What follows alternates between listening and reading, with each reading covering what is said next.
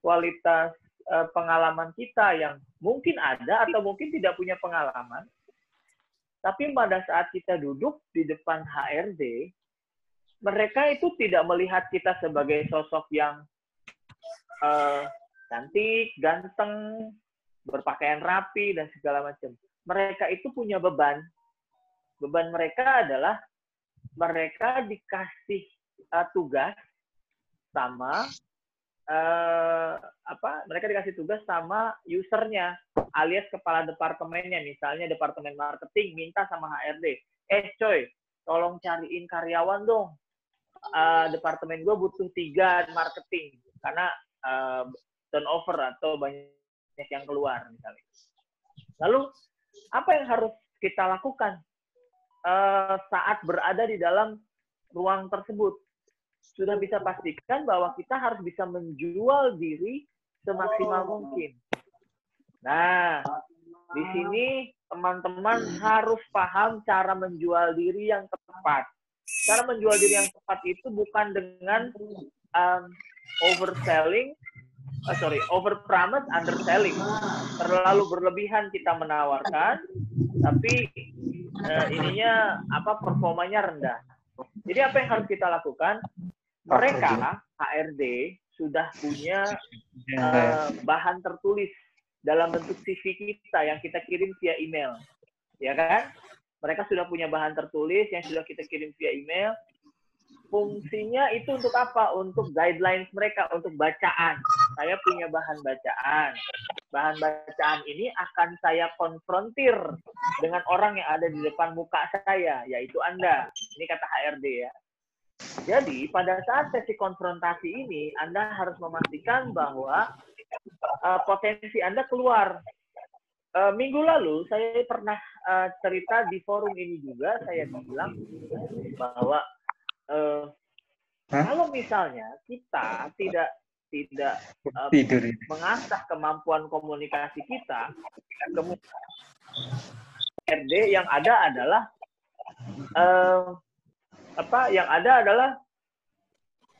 hafalan. Pernah dengar kan orang menghafal, atau pernah kan Anda menghafal zaman sekolah? Anda menghafal zaman Anda sekolah, itu terdengar nadanya monoton. Baik, nama saya Rizky Ramadan. Saya tinggal di Bogor. Kayak gitu ya. Saya tinggal di Bogor. Jarak dari rumah saya ke sini kurang lebih 40 km. Nadanya akan seperti itu terus. Tapi bagaimana kalau misalnya kamu bilang nama kamu siapa, tinggal di Bogor, berapa lama perjalanan, tapi dengan gaya komunikasi yang benar. Nah, ilmu komunikasi tidak bisa dipelajari dalam 1 hari, hanya dalam 1 program saja, dalam waktu singkat. Tidak bisa, harus secara bertahap. Makanya kami membuat program yang memang benar-benar bisa membantu orang-orang untuk bisa menjual kemampuan mereka. Karena kami punya konsepnya itu standar. Anda itu pintar, tapi tidak semua orang tahu. Ngerti gak? Jadi sebenarnya kalian itu pintar, tapi kok nggak semua orang tahu bahwa kalian pintar. Karena apa? Karena kemampuan komunikasi yang tidak diasah. Paham ya? Kalau kalian mampu menjual apa yang ada isi di otak Anda, apa kemampuan motorik Anda, dalam bentuk lisan dan tulisan, niscaya Anda pasti akan laku. Mau jualan online, mau ngelamar kerja, mau gimana. Oke? Hari ini saya akan kasih tips bagaimana supaya kita bisa pada saat duduk menghindari gugup, mampu menguasai public speaking, ya kan? Mampu menjawab teknik-teknik pertanyaan interview. Oke? Jadi ada yang namanya 7 basic principles of critical thinking. Buat teman-teman, saya ingatkan lagi buat teman-teman yang mau mencatat, sebenarnya ini sesi direkam, jadi bisa nanti di-share di Google Drive, bisa Anda download. Bisa nanti dicatatnya nanti kalau Anda lagi. Oke. Buat yang masih belum ke-mute suaranya, tolong mute sendiri. Di sebelah kiri bawah ada lambang mic, tolong dipencet sampai angka merah. Karena ada masih kedengeran background nih. Oke, baik. Saya lanjut. Jadi, kita harus bisa menguasai 7 basic principles of critical thinking. Apa itu? 7 basic principles of critical thinking adalah bagaimana kita bisa mengelola Halo Pak Riki. di dalam otak. Pak Riki, saya mute all dulu, nanti Pak Riki unmute ya. Halo Pak Riki, saya mute all, nanti Pak Riki unmute ya Pak Riki. Iya. Silakan mute semua dulu, nanti saya unmute sendiri. Oke. Ya. Oke, semua teman-teman saya mute all, jangan dibuka audionya atau mute-nya karena akan terdengar suara bising. Yang hanya boleh dibuka mute-nya itu hanya trainernya saja. Sesi ini cuma 40 menit, jadi kami harap kerjasama teman-temannya untuk mempercepat sesi ini terjalan. Oke, di mute. Mute itu artinya suara kita tidak terdengar. Silakan Pak Riki. Sampai lambangnya jadi merah, lambang mic-nya itu merah ya. Baik, oke, saya lanjut ya. Jadi, dan dari 7 basic principles of critical thinking, kita bisa menggali potensi diri kita semudah kita mengerjakan kehidupan sehari-hari. Oke? 7 basic principles of critical thinking dimulai dari who, atau siapa, what, atau apa, when, kapan, where, di mana, why, mengapa, how much, berapa, secara kuantitas tidak terhingga, how many, kuantitas terhingga. Oke, kita ngomong tentang who. Saat Anda mau ngomongin tentang who, apa yang harus Anda lakukan? Misalnya, siapa diri Anda saat Anda mau ngelamar kerja? Siapa diri Anda? Gitu ya. Who are you? Kayak gitu ya. Hai, nama saya Ricky. Saya kebetulan hari ini mendapat panggilan dari Bapak perihal pekerjaan yang saya lamar. Pastikan Anda punya outline itu saat bekerja. Saat melamar kerja. Kenapa sih penting kayak gitu? Oh, ini kan basa-basi, Pak. Nggak perlu. No. Pada saat Anda duduk di depan orang yang sedang menilai Anda untuk diterima atau tidak, ya, Anda harus bisa memastikan bahwa Anda yang memimpin pembicaraan tersebut. Ngerti ya? Jadi gini, ada orang yang ngelamar kerja dengan malu-malu. Misalnya kayak gini ya, ngelamar kerja, permisi Pak, iya saya Ricky, saya mau melamar kerja. Saya pastikan Anda sudah merendahkan posisi Anda. Anda tidak lagi menjadi mitra saat itu. Anda sudah mengemis. Dan ini yang tidak boleh. Anda pastikan pertanyaan pertama adalah who. Siapa Anda? Pastikan Anda kasih tahu kapasitas Anda. Misalnya, perusahaan memanggil Anda itu karena dia butuh. Oke? Perusahaan memanggil Anda karena dia butuh. Pastikan pada saat proses negosiasi kebutuhan ini, Anda harus tahu posisi Anda. Gitu ya. Anda harus tahu posisi Anda bahwa Anda sebagai mitra kerja. Sejajar. Oke? Pastikan itu. Satu. Jadi pada saat Anda mengenalkan diri Anda who, Anda harus bisa memastikan Anda terkesan pede, satu. Yang kedua, selain pede, kontennya juga menarik. Si HRD, oke, coba untuk Opik bisa di mute dulu, mute sebelah kiri bawah. Oke, sampai mic-nya merah ya. Oke.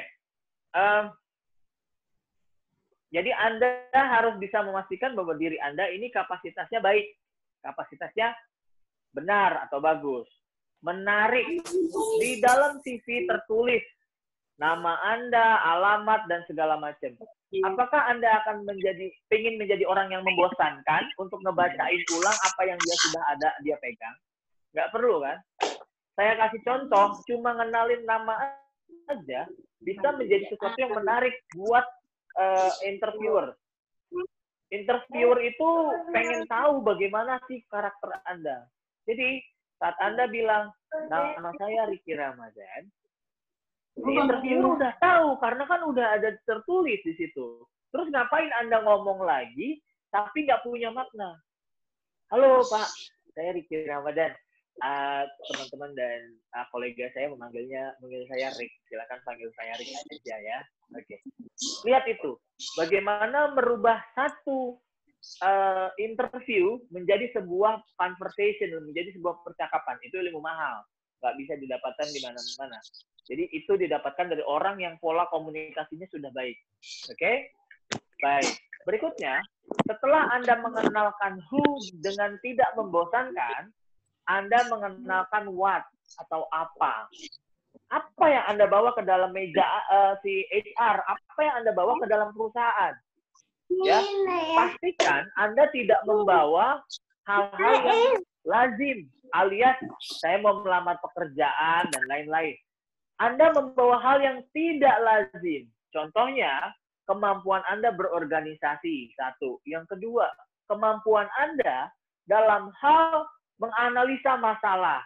Jadi, Anda pada saat duduk itu harus bisa benar-benar menunjukkan bahwa, hai Pak, saya Ricky, jadi saya ingin menjelaskan terlebih dahulu mengenai potensi yang bisa saya gali di perusahaan ini. Jadi, ini what nih, saya masih ngomongin what, who, what, yang kedua what, oke? Jadi, saya berharap bisa bekerja di perusahaan ini karena saya merasa bahwa saya bisa bekerja di dalam tim dengan baik dan benar. Ada typicality saya boleh Bapak cek di CV saya. Di kolom ke-7, itu saya menunjukkan kemampuan saya berorganisasi. Di sini saya ingin menggambarkan bahwa kompetensi saya saat saya ditekan secara individu maupun secara tim, saya bisa berjalan dengan baik. Ini ngalir gitu aja. Karena apa? Karena kamu sudah berlatih. Kadang orang berlatihnya itu di mana? Di interview kerja, dan itu salah. Saat Anda berlatih di interview kerja yang asli, Anda ada kemungkinan gagal, dan itu Anda udah kehilangan satu kesempatan. Gitu. Jadi, apa yang harus Anda lakukan? Berlatihlah di forum ini. Nanti di kelas-kelas RCK Anda diwajibkan untuk merekam video, melakukan interview kerja, simulasi gitu ya. Oke, saya lanjut ya. Dari who, lalu what. Konten yang Anda bawa sudah ada dalam bentuk tertulis di meja HRD, dalam bentuk CV yang udah dia print. Jangan terkesan membosankan atau menggurui apa yang bisa dia baca. Dia pengen mendapatkan first hand experience dari orang yang nulis.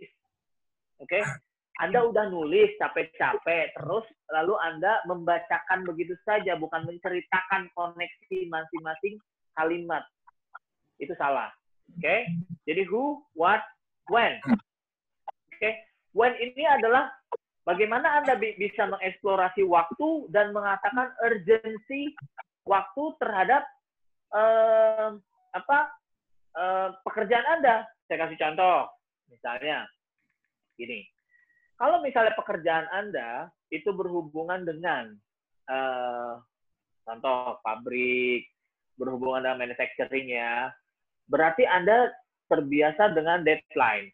Pabrik itu ada shift misalnya, jam kerjanya A sampai B. Bagaimana dengan pekerjaan yang kantoran, misalnya administratif?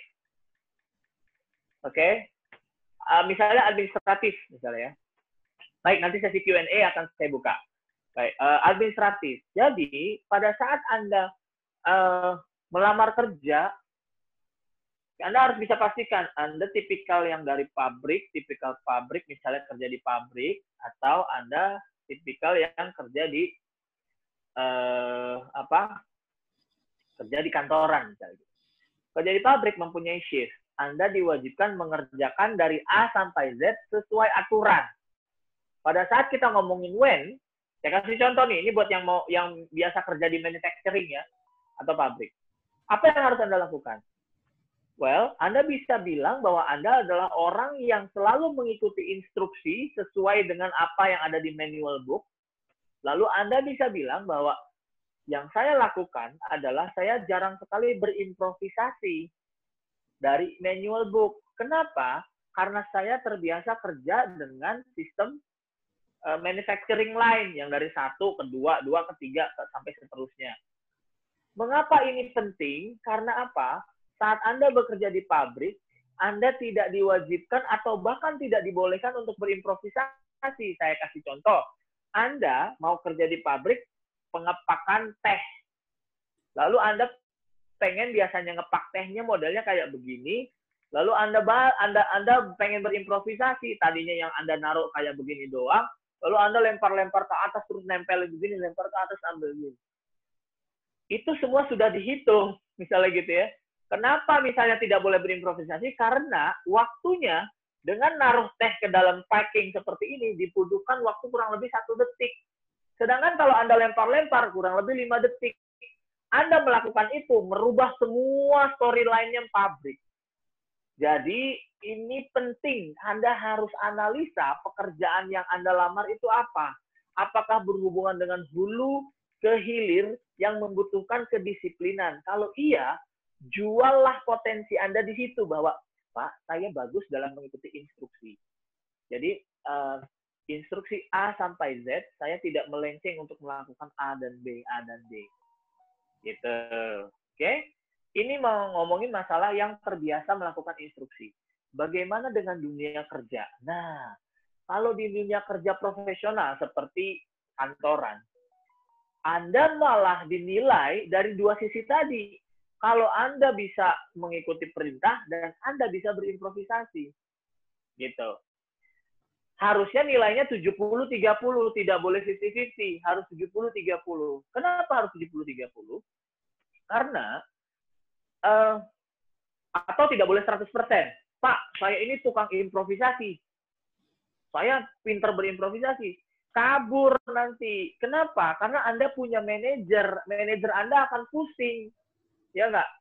Ini anak improvisasi mulu. Dikasih tahu tuh improvisasi terus. Padahal disuruh ngerjain A sama Z doang. Gitu. Jadi jangan sampai kalau Anda bekerja di kantoran, jangan bilang 100% improvisasi. Jangan bilang yang kedua juga, jangan bilang saya 100% penurut perintah. Kenapa? Karena perusahaan tidak membutuhkan Anda menjadi seorang clerical aja. Oke? Anda tidak harus jadi clerical 100%. Anda dibutuhkan, mereka membutuhkan intelijensia Anda untuk beradaptasi dengan situasi. Saya kasih contoh office boy. Pak, kerjaan office boy kan udah jelas.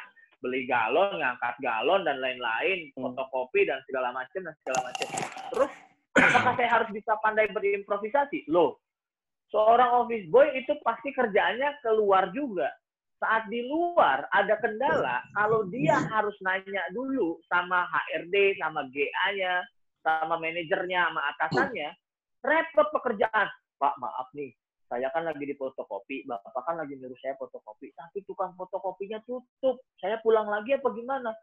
Pertanyaan gitu aja nanya, kamu dipecat besoknya. Ya kan? Karena kamu tidak berimprovisasi.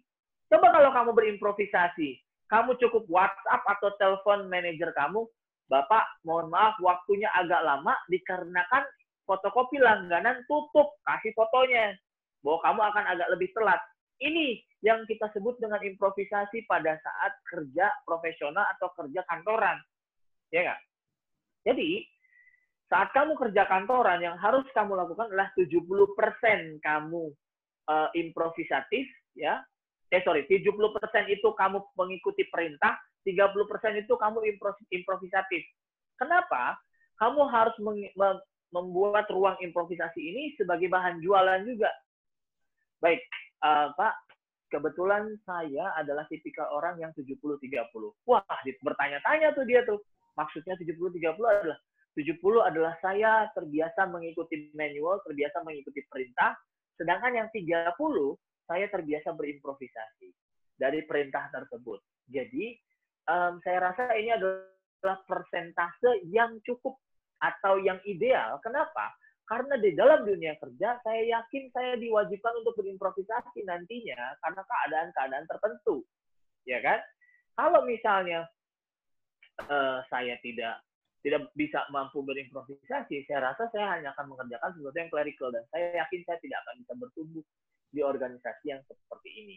Oke, Pak Riki, sudah tinggal 10 menit lagi untuk platform. Mungkin silakan Q&A-nya dibuka, Pak Riki. Oh, sisa 10 menit ya? Iya, betul. Oke. Sisa 10 menit ya? Iya, betul. Oke, sorry. Oke, sisa 10 menit. Baik. Saat ini saya buka Q&A. Buat Q&A, begini.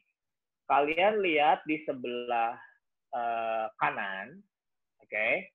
Sebelah kanan bawah ada angkat tangan tuh, tulisan raise hand di atas disconnect audio. Kalian bisa menunjuk tangan dulu untuk dibuka nanti mic-nya oleh admin. Oke? Coba tunjuk tangan, nanti dibuka mic-nya oleh admin.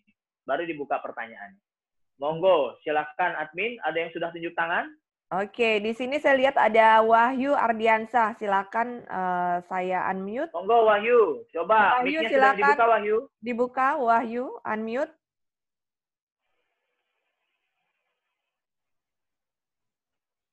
Mana Wahyu nih? Oke, jadi Wahyu nggak mau ya. Ya udah Ahmad Kusairi Lubis, silakan untuk mulai. Coba Ahmad Lubis. Ahmad. Halo Mas. Halo. Ya, halo, selamat siang. Silakan Mas? Ahmad. Ya. Itu siapa Mas anaknya? Iya Pak, sebenarnya sih saya karena tadi hilang suaranya sih belum nyimak kali sih. Belum terlalu nyimak soal pertemuannya. Sorry lah, yang Oke, ya. Saya lanjutkan ke Asep Rahmat. Saya lanjutkan ke Asep Rahmat. Asep Rahmat. Ya, silakan untuk berbicara. Asep Rahmat. Halo. Halo. Iya, silakan Asep Rahmat. Iya, selamat siang. Silakan. Ya. Halo, Pak Arska. Iya, Pak Riki. Halo ya. Ya. Gimana Asep? Ya. Tentang improvisasi. Kalau di setiap perusahaan itu kan tidak sama untuk setiap improvisasi seperti itu. Ada yang kita harus ikutin tata cara perusahaan itu sebenarnya. Bagaimana menyikapi? Oke.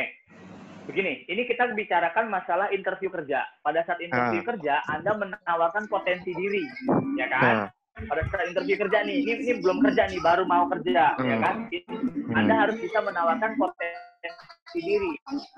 Saran dari kami, potensi diri itu harus 70-30. Jadi dari awal Anda sebagai bargaining position bukan tipikal orang yang manut 100%, tapi 70% Anda ikut aturan, 30% Anda punya ruang untuk improvisasi. Nanti ada feedback dari HRD-nya. HRD-nya mungkin akan bilang gini, kayaknya di sini nggak bisa deh. Kayaknya kamu di sini harus ikut 100% kemauan bos deh. Baik Pak, apabila seperti ini saya akan melihat perkembangan. Kan Bapak punya waktu 3 bulan untuk melihat kinerja saya. Ya kan? Kan percobaan 3 bulan dong. Bapak punya waktu 3 bulan untuk melihat kinerja saya. Saya juga punya 3 bulan untuk melihat apakah di sini tempat yang layak untuk bertumbuh. Jangan pernah takut menjual potensi dirimu dalam tanda kurung harga dirimu. Kenapa? Di situ HRD bisa lihat, wih ini orang berpendirian ya. Saya udah bilang, kalau di sini kamu harus ngikutin 100% perintah. Jangan pernah mau ikut, oh iya Pak. Wah itu bisa jadi pertanyaan jebakan. Kenapa? Karena Anda tidak punya pendirian jadinya. Gitu. Jadi saran saya tetap jual. Wah terima kasih Pak informasinya. Tapi memang saya akan berpegang terhadap value yang atau nilai yang saya pegang 70-30. Saya selalu 70-30. 70 saya ikut instruksi manual. 30% saya sisakan ruang untuk berimprovisasi. Karena tidak mungkin hidup kita tidak berimprovisasi. Kamu kasih contoh yang tadi saya bilang. Yang ada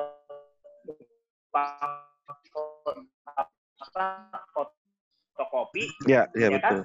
Kan tadi itu udah kasih, gitu. Oke.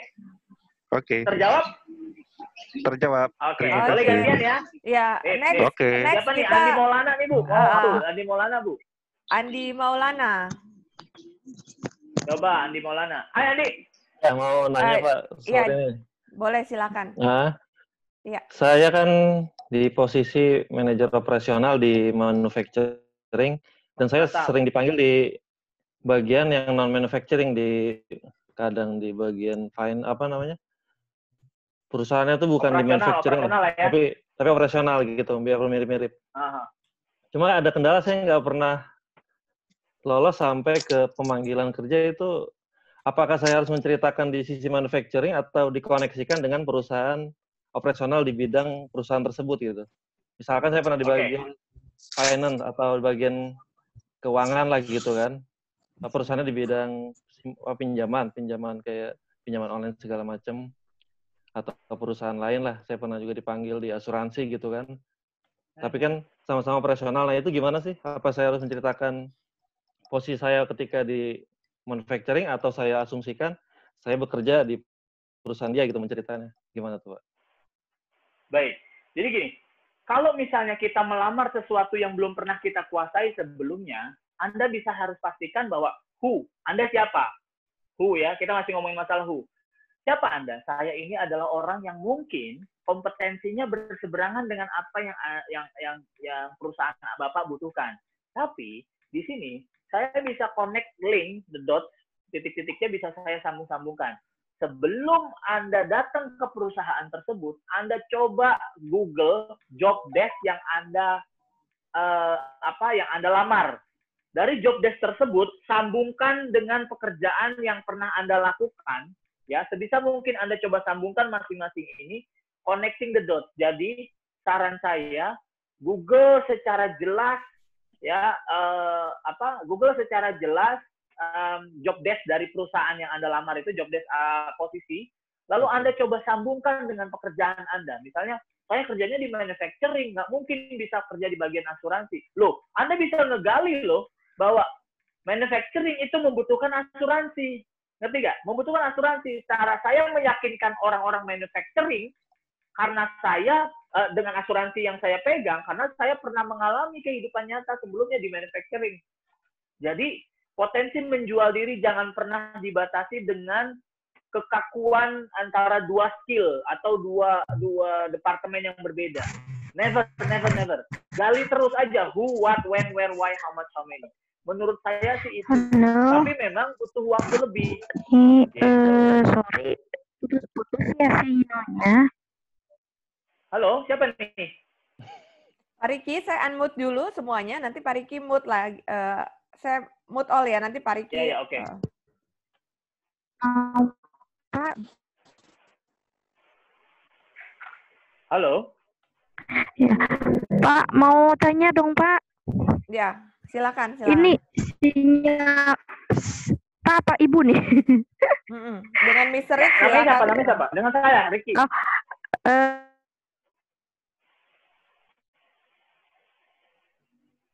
Suaranya putus-putus nih. Dengan siapa tadi? Siti Alawiyah. Halo? Iya, dengan Siti Alawiyah, Pak. Mana Siti mana? Saya nggak lihat dia. Coba kalau bicara biasanya dia langsung muncul fotonya. Halo, Siti Alawiyah ya? Ya silakan.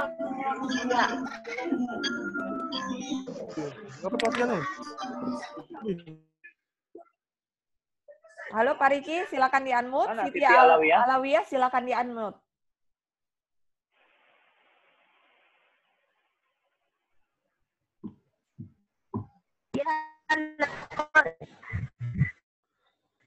Iya. Siti, kita terkendala dari sinyal kamu nih Siti kayaknya. Coba agak keluar rumah bagaimana?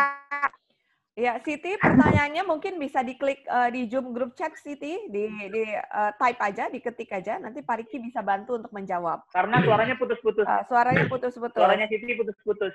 Oke, berarti di sini Siapa lagi yang mau tanya ada nih? Ahmad Kusyairi Lubis, ini masih angkat tangan ya? Betul ya?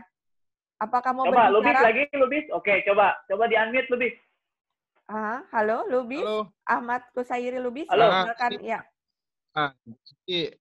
Gini kan, dalam suatu pekerjaan itu kan kadang yang mau kita lamar itu kan Pak, kita belum ada pengalaman itu di situ gitu.